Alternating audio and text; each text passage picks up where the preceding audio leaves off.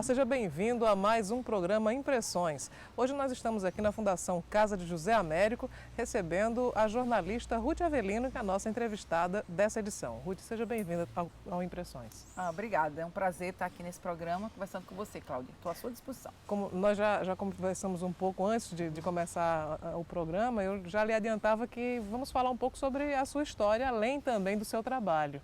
Ruth Avelino é um personagem, uma pessoa muito conhecida na Paraíba toda. Pelas entrevistas a gente percebe que é uma pessoa extremamente extrovertida, divertida também. Você pensou em algum ponto da sua vida em não ser jornalista, em ter uma outra profissão, Ruth? Na verdade, quando eu era jovem, eu praticava muitos esportes, né? Eu era atleta de atletismo realmente, salto em altura, corrida, jogava handebol.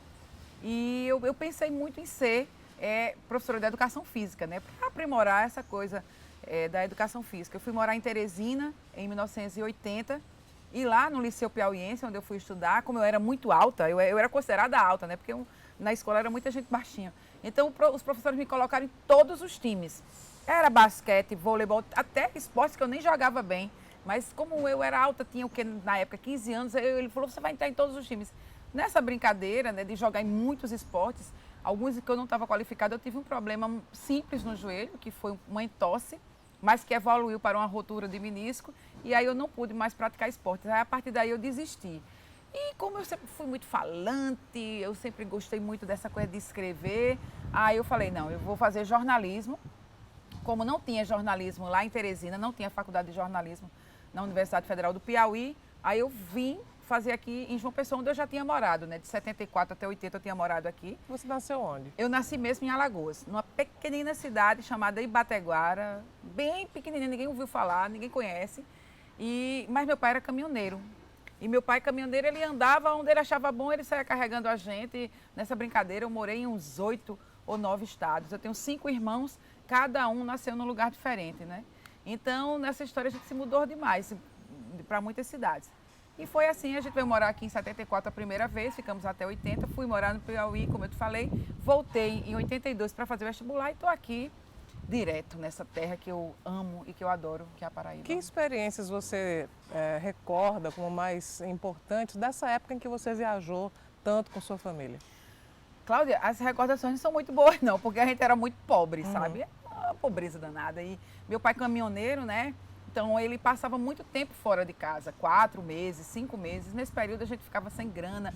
Eu me lembro que era de muito sacrifício, né? Minha mãe, dona de casa, uns 5 irmãos pequenos, e era aquele sofrimento. Mas eu sempre fui muito alegre, eu sempre gostava de astral bom. Então, mesmo a gente, eita, não tem isso, não tem lanche para levar para a escola, mas, que beleza, vamos assim mesmo. Então, eu era muito feliz. Eu procurava tornar o ambiente da minha casa, apesar de pobre, feliz.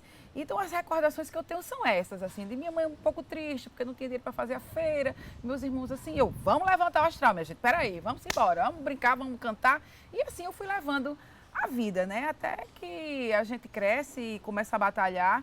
Então, as recordações, assim, eu sempre fui uma criança de meio de rua, sempre gostava de ficar no meio da rua, jogando chimbra, como é que a gente, bola de gude, jogando baleado.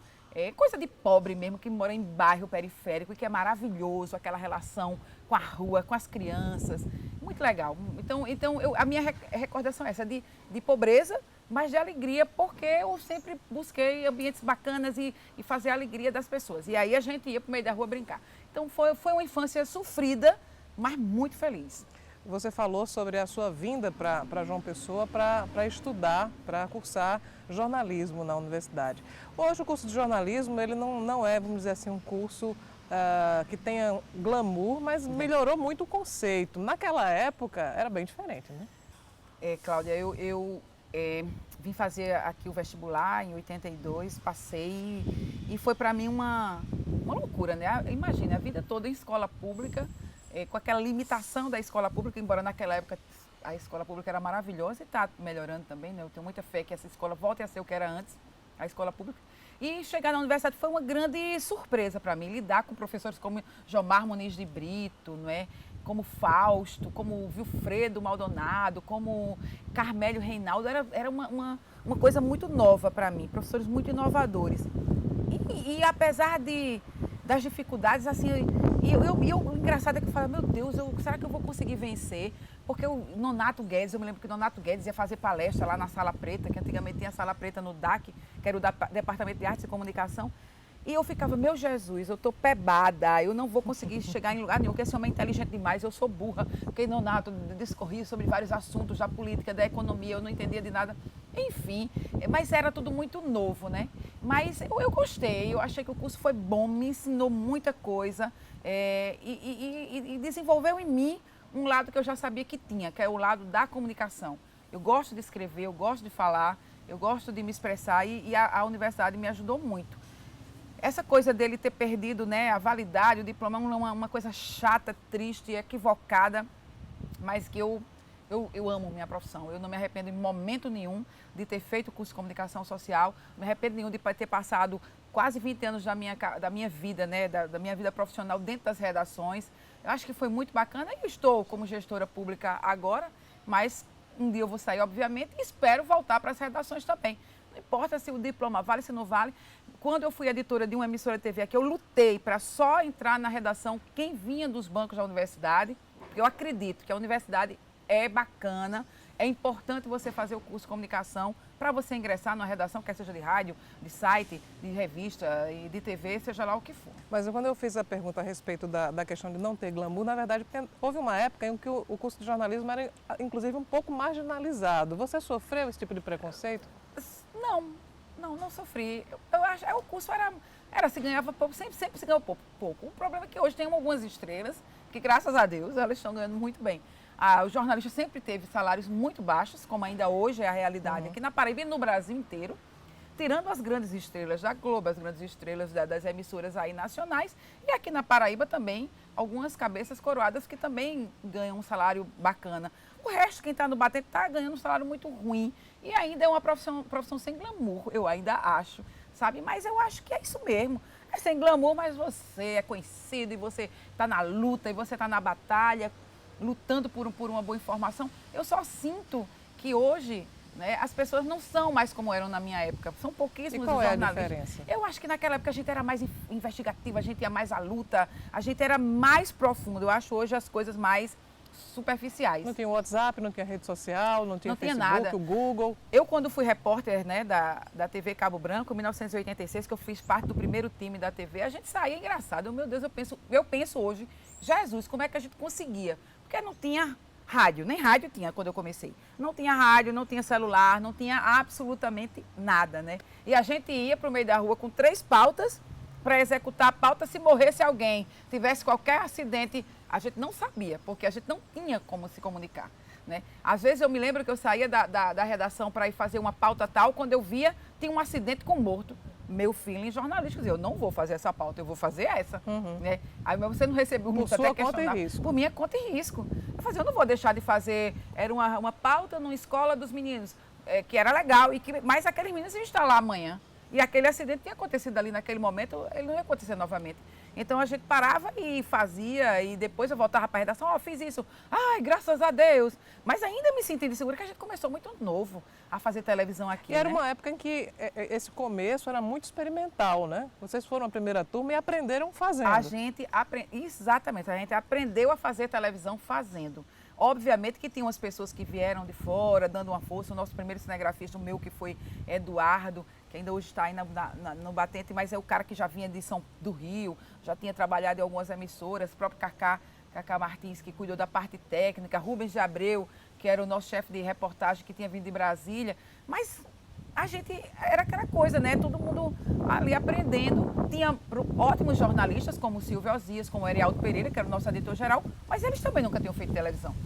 Então, era aquela coisa de você realmente aprender com o cotidiano. Mas eu acho que a gente, mesmo assim, fez um trabalho bacana. Às vezes, revendo, Joaquim Schuller, um cara que era editor na época. O nosso colega da TV Assembleia. É Joaquim, exato. Joaquim, ainda hoje, ele tem um arquivo bacana. De vez em quando ele bota nas redes sociais, olha essa matéria que Ruth Avelino fez em 1987. Aí quando a gente vai ver, caramba, eu nem me lembrava que matéria completa, que matéria bacana, sabe? Eu acho que a gente fez muito bonito. Nossa primeira equipe era museu, Giza Veiga, Naná H6, Carla Almeida, que hoje está na Globo Nacional, né, em Recife, e Soraya Bandeira, a cantora, que logo de vista ficou um mês, falou, Deus me livre, não dá para eu ficar aqui, meu negócio é cantar. E os homens eram Joanildo Mendes e Saulo Moreno. Quando houve a transição da Bandeirantes para a Globo, de 1986 para 87, aí José Vieira Neto ingressou. Mas em 1986, quem entrou nesse time, que ainda era a Bandeirantes, não era nem a Globo, fomos nós 7 como repórteres. E eu acho que a gente tem uma história muito bacana. De vez em quando a gente se reúne para relembrar isso e eu me sinto muito ficou orgulhosa. Um laço, né? Ficou um vínculo muito forte dessa equipe toda. De amizade, porque a gente se ajudava muito. Eu chegava, Carla, e esse texto, Giza, que entendia de economia, eu não entendia nada de economia. Estava naquela época, não sei se você lembra, era inflação altíssima, plano 1, plano 2, Bressa, não sei o que, plano cruzado. E eu, Giza, pelo amor de Deus, aí Giza vinha, me ajudava a fazer meu off, meu texto, né? Naná era muito ligada à parte política, eram meninas que já vinham de jornal e eu nunca tinha vindo, eu não tinha trabalhado em jornal. Eu entrei na TV com 21 anos, ainda na universidade, né? E, menina, mas foi tão legal, tão bacana, fiquei na TV Cabranco 6 anos e foi uma experiência maravilhosa. Depois eu voltei para a TV, mas não como repórter, já como editora, não é? Não é outra responsabilidade, mas eu confesso que a rua é muito interessante. Essa coisa de ser repórter é uma coisa que eu sinto uma faltazinha. Não sei se eu tenho mais pique, não, que eu estou com 51 anos, não tenho mais pique para meio de rua, correr, levantar, mas foi uma época muito maravilhosa na minha vida. Muito boa. Nós vamos a um breve intervalo. Na volta, nós vamos conversar com Ruth Avelino sobre a mudança da jornalista para a gestora pública.